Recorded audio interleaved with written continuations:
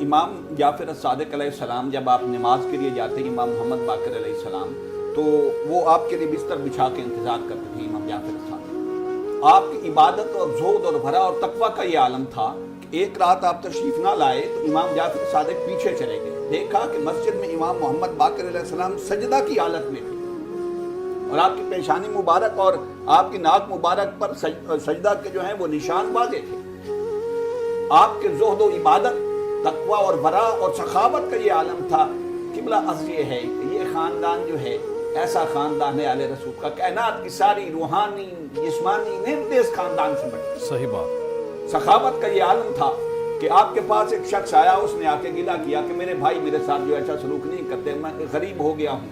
तो आपने, हालांकि सीरत की किताबों में है कि आप कसीरुल अय्याल थे और जो है माली एतबार से मुतवस्सित तबका से ताल्लुक़ रखते थे, इतने ज़्यादा मालदार नहीं थे, लेकिन इसके बावजूद आपकी सखावत जो है चार दांगे आलम में मशहूर थी।